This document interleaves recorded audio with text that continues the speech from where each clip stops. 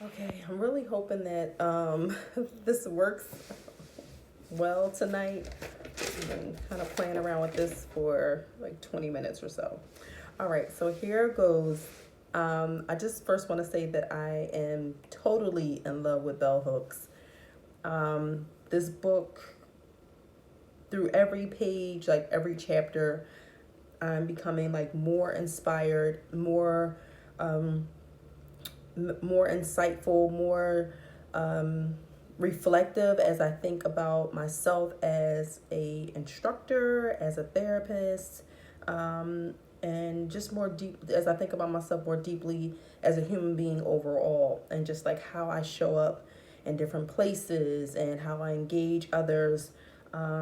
This book is really causing me just to be in just to be more centered and more introspective.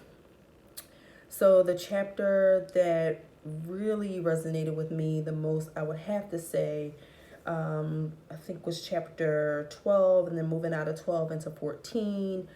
Um, I have wrote so many things down, and my handwriting is disgusting.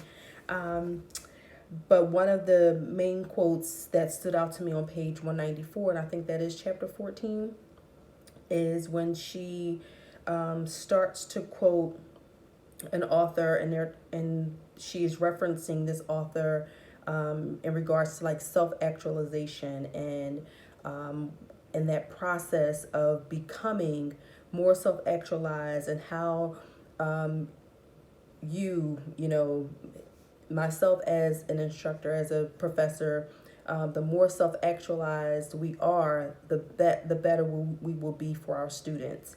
So the quote goes, "Learning to live. The purpose of education is to show students how to define themselves authentically and spontaneously in relation to the world. Then professors can best teach if we ourselves are self-actualized." And that means so very, very much to me, because I can just relate to my own experiences as an elementary school student, as a middle school student, as a high school student, and moving through those different phases of academic development. I can point out many teachers who now, you know, of course I didn't realize it then, but now with the awareness that I have and the level of insight that I have in my own self work and study with self actualization, and how we come to be human beings and how we come to be our best selves, I for sure know that there were many teachers who were acting out of their own insecurities or acting out their own shortcomings or feeling of lack, how they brought that into the classroom, and how they kind of unleashed or became unhinged in the classroom because of some of the deficits within themselves that kind of remained unchecked for so very, very long. And Bell Hooks does such an amazing job of bringing the conversations to the classroom and inspiring students in such a way that allows them to take ownership of their own process. And I believe that was also mentioned. I don't think I wrote the page number down. I want to say that happened back probably in chapter 12. Um, oh God, there were so many things.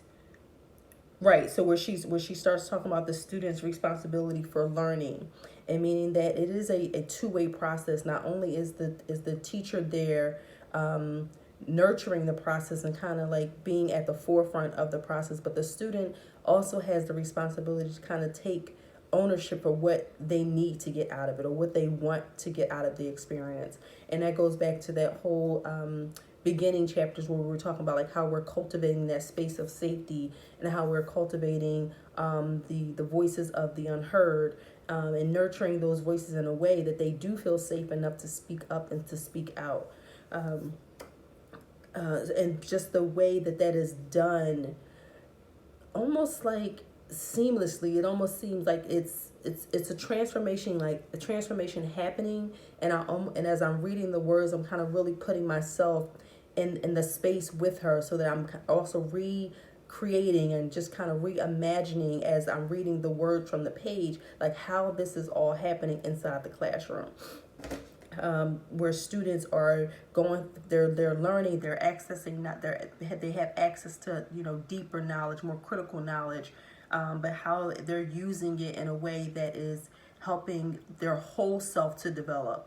And I also wrote down the whole self is nurtured inside the classroom environment. And through the whole self, I mean the social self, the emotional self, the intellectual self, the physical self, and the spiritual self, which all comes to all those parts together are indivisible, and it brings together the wholeness of each student.